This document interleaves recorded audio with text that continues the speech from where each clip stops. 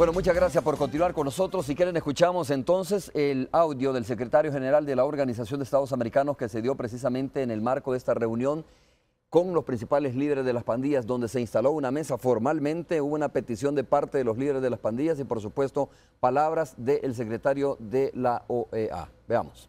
Yo creo que es una cosa muy positiva, que tiene valor para el resto del continente también. O sea, la disminución de la violencia es un hecho. Y vamos a apoyar en todo lo que podamos este proceso, vamos a ayudarlo en todo lo que podamos porque creemos que es bueno que disminuya la criminalidad, ojalá se pueda mantener y convertir en un rasgo permanente de esta sociedad, pero ya sus resultados son bastante impresionantes para nosotros. Y estamos dispuestos a realizar la actividad que se nos pide, que es verificar el proceso, ver cómo avanzando, de qué manera se van cumpliendo los acuerdos, de qué manera se va incrementando, por así decirlo, la disposición en distintas partes a mejorar aún más la situación. Este programa, este hecho, no habría sido posible sin la actitud amplia y abierta que ha mostrado el gobierno de El Salvador frente a él. Bueno, como tenemos a don Carlos Orozco aquí que nos explique de una manera más detenida, ¿no? ¿Cuál es el apoyo? Yo decía, mire, ¿cuál es el procedimiento establecido o el protocolo establecido por la OEA en estos casos, ¿no? Para apoyar y para comenzar a desmontar esta situación o estas estructuras, porque son estructuras al final que incluso están vinculadas con otro tipo de delitos, como el narcotráfico, por ejemplo? Bueno, como le decía anteriormente, hemos identificado 4 grandes pilares en el tema de las actividades de la OEA. En ese sentido, orientadas a apoyar el proceso de la reducción de la violencia en el marco de la tregua de las pandillas. La primera, el tema de la prevención, desarrollar actividades de prevención en ese sentido, coordinar y gestionar recursos orientados a ese aspecto.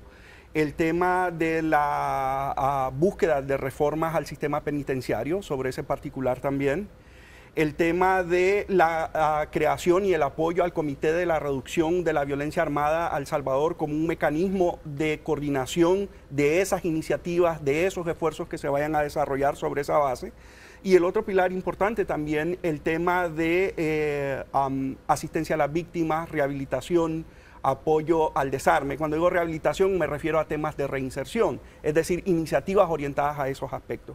Nosotros creemos que a través de la implementación de estas actividades o de actividades orientadas hacia estos esfuerzos, pueden de alguna manera coadyuvar al tema de darle mayor sostenibilidad a este proceso inédito que se ha iniciado en El Salvador. Por ejemplo, nosotros hemos visto inclusive con buenos ojos de alguna manera la posición de algunos donantes orientados y de la comunidad internacional a orientar recursos hacia estos pilares sobre ese particular.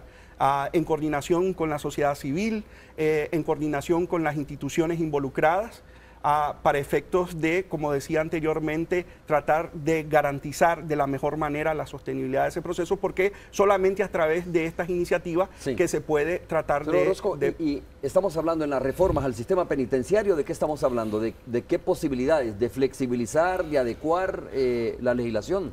No, yo creo que tiene que ver también con el tema de la infraestructura, ¿no? En general, en ese sentido también, tratar de buscar mecanismos de apoyo. Habíamos hablado de alguna forma de los temas de hacinamiento en ese sentido, pero en general, no se trata de darle preferencia a un grupo sobre otro, ¿no? En general al sistema. Por eso decía que se presenta como una oportunidad también. Es que estaba revisando también estos planteamientos, estos puntos que ellos dieron a conocer, ministro, y entre otros están pidiendo reformas al artículo 92 de la ley penitenciaria, ¿no? Que dice permisos especiales de salida, y obviamente ahí hay varios numerales. Por ejemplo, el número 1, por razón de grave enfermedad o muerte o cónyuge o conveniente, ascendiente o descendiente y hermanos, dice, para participar en actividades culturales, laborales, deportivas, entre otros establecimientos o establecidas en la ley, dice, por ejemplo, ¿no? Para contraer matrimonio cuando no sea posible, es decir, esto cuando la gente lo lee, pues sí, hay que preguntarlo, ¿no? ¿Cómo es? Cuando la gente lo lee, esto le huele a precisamente flexibilidad. Estamos cediendo ante una situación bastante complicada, ¿no? Bueno, pero tú has leído lo que la ley dice. Esta es ley de la República. Claro, esta es la ley, pero ellos están pidiendo reformas a esta ley. No, ellos están pidiendo que se cumpla eso, porque nosotros habíamos restringido muchas de estas medidas en función del mal comportamiento de los privados de libertad en los centros de reclusión. En la medida de que ellos se han portado bien, que hay distensión, que no hay intentos de fuga, que no hay asesinatos al interior de los penales, entonces ellos están pidiendo que se cumpla la ley. Y de alguna manera, en algunas de estas áreas nosotros hemos cedido. Por ejemplo, la ley dice también de que ellos tienen derecho a ser informados televisivamente, por radio o por periódicos. Y nosotros todo eso lo habíamos suspendido. En la medida que la situación cambia en los penales, hemos venido restableciendo derechos que la ley le da. Si a alguno no le gusta la ley, que proponga reformas a la ley. Pero yo como funcionario estoy obligado a cumplir la ley. Ministro, de los puntos estos que yo le mencionaba, por ejemplo, acuartelamiento de la Fuerza Armada, la eliminación de la ley de proscripción de pandillas, eliminación del criterio de oportunidad, entre otros, ¿los está estudiando seriamente el Ministerio de Seguridad Pública? Claro. ¿Cree que es posible, por ejemplo, eliminar la ley antipandillas? Bueno, yo ya adelanté criterio, yo todavía lo veo eso muy difícil, tendría la situación que cambiar totalmente para que nosotros estuviéramos de acuerdo en eliminar esa ley. Todo lo contrario, nosotros la pedimos en algún momento porque el nivel de delincuencia aquí en el país requiere que las autoridades tengan instrumentos efectivos para poder combatirlo. Mientras esta situación no cambie, ¿verdad?, yo no estaría de acuerdo en derogar esta ley. Si la situación cambiara y llegáramos a niveles donde no se necesita, entonces pudiéramos hablar. Cuando dice cambiar las situaciones, que haya 0 homicidios o que no haya extorsiones. Imagínate que tuviéramos un compromiso de las pandillas de no cometer homicidios y tuviéramos en un escenario hipotético 0 homicidios durante 6 meses aquí en el país relacionados con las pandillas, pudiéramos nosotros pensar, pero en este momento con los niveles de violencia que tenemos, o sea, no lo vería yo conveniente. Ministro, estamos dependiendo de un compromiso, ¿no?, de la palabra de personas que, digo, han estado siempre al margen de la ley. Cuando usted me dice, por ejemplo, si tuviéramos el compromiso de las pandillas que no van a delinquir más, si tuviéramos ellos lo pueden hacer perfectamente. Establecer una especie de compromiso, pero, a ver, ¿cuánto tiempo se va a cumplir eso realmente, ese compromiso? Y a lo mejor se están montando o desmontando, digo, estructuras que son importantes y de repente comienza a desmontar la unidad antipandillas que fue creada recientemente, la ley antipandillas, elimina el criterio de oportunidad, cuartela a la Fuerza Armada y de repente ellos van a tener un escenario muy favorable, ¿no? No, yo creo que esos son escenarios extremos e hipotéticos, ¿verdad? Hay que verlo del otro lado. Si la autoridad está para proteger a la población del cometimiento de los delitos y las leyes se adecúan precisamente a eso. En la medida que las situaciones cambian, las leyes pudieran ir cambiando, es decir, hacerse más duras o hacerse menos duras, dependiendo de la situación delincuencial. Hoy por hoy, los niveles de violencia que vivimos en el país requieren otro tipo de leyes. Yo mismo me he quejado en algunas oportunidades de que nuestro sistema legal es demasiado garantista y con los niveles de violencia necesitamos más instrumentos, ¿verdad? Hay propuestas de propuestas, nosotros las vamos a analizar. Y claro, si tienen sentido, pues vamos a dar una respuesta. Si no tienen sentido, no. Entonces, ¿a la OEA le parece que el entorno es favorable para poder intervenir y para poder llegar a un proceso de pacificación social, como le llaman ellos? Estamos comprometidos también con ese tema. Es decir, si no fuera así, no estuviéramos participando. ¿Cuál es el siguiente paso, señor Orozco, de parte de la Organización de Estados Americanos? No, fortalecer, por ejemplo, el comité técnico, tratar de desarrollar esas iniciativas, tratar de buscar recursos para desarrollar. ¿Ya está conformado este comité técnico, exactamente, ¿no? Ya está conformado.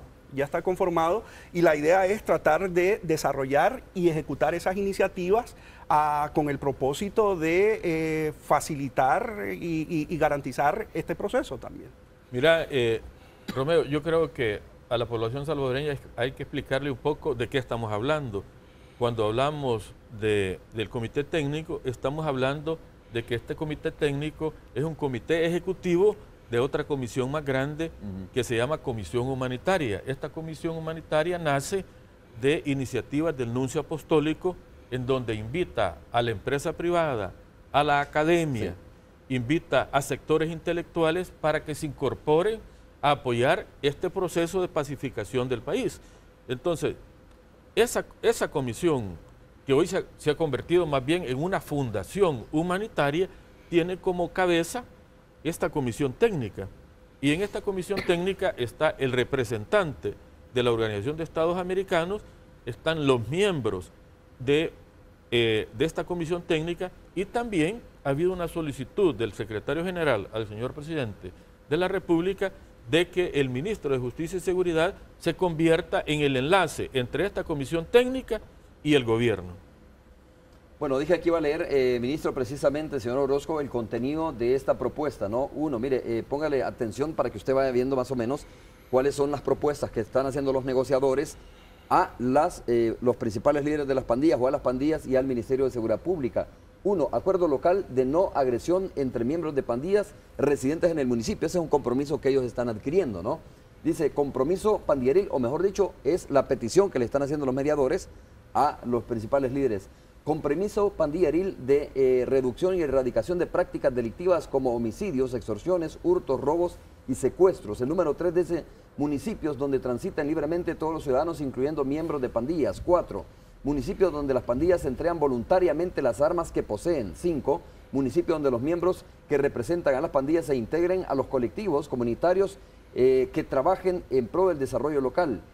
Número 6 dice municipios donde la delegación de la Policía Nacional Civil está integrada en su mayor parte con miembros o integrada en su mayor parte con miembros de policía comunitaria, tal como ya lo explicaba el ministro. El número 7, municipios donde se persigue el delito y no a personas y que por lo tanto se realizan operativos masivos ni con modalidad nocturna. Dice, se eliminarían, o por lo menos la propuesta, que eliminen los operativos en esos municipios nocturnos, no estas intervenciones que hace el GRP, por ejemplo, ministro, entiendo, claro, ¿no? A ver, el número 8, municipios donde las autoridades municipales desarrollen obras de desarrollo local en las zonas donde radican miembros de pandillas, municipios donde las autoridades locales, empresa privada, cooperativas o cooperación externa, mejor dicho, impulsen iniciativas emprendedoras para habilitar oportunidades de inserción laboral a jóvenes del lugar. Municipios donde el Ministerio de Salud prioriza la implementación de campañas de salud mental.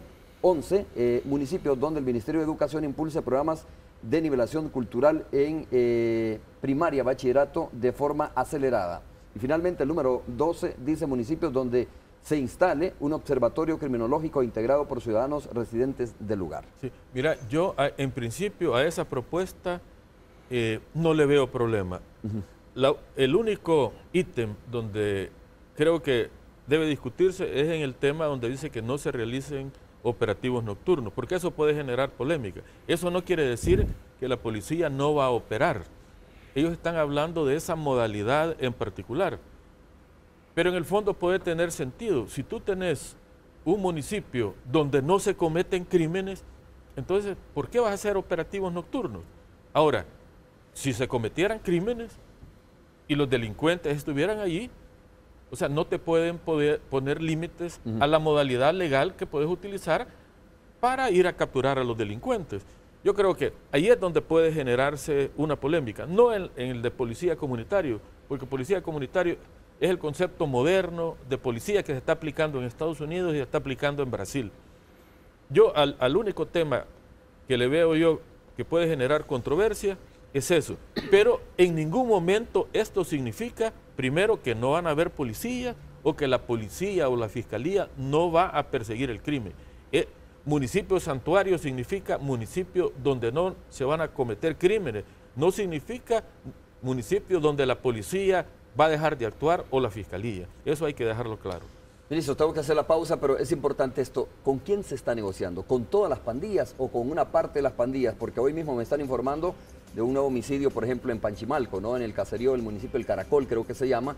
Y bueno, ya hemos visto hacia atrás, en las últimas horas, una cantidad de asesinatos que algunos de ellos sin duda deben de estar relacionados con pandillas. A lo mejor estoy adelantando prejuicios, pero se está negociando con una generación de pandilleros que ya no quieren el conflicto, pero hay otra generación que está ahí naciendo y que realmente no son parte de este proceso y que poco les importa también este proceso. Mira, hemos dicho que este proceso es un proceso, precisamente por eso, no es una solución, se trabaja con prueba y error. Hay experimentos que están dando resultados, otros que no dan resultados y hay que corregirlos. los mediadores, tengo entendido, que están negociando con los líderes de las pandillas. Obviamente estos líderes de las pandillas no tienen control al 100% de todas las pandillas. Tengo entendido que inclusive hay clicas que no han estado de acuerdo con las líneas que se están dando desde los líderes pandilleriles. Y hay inclusive otras pandillas menores, más pequeñas que la MS-13 y la 18, que no se han incorporado totalmente a este proceso. O sea, este proceso tiene sus dificultades, pero al final del día, en un año, en menos de un año, en 8 meses, tenemos entre 1.600 y 1.900 homicidios menos. Eso es bueno para el país. Vamos a hacer de nuevo una pausa, regresamos en breve.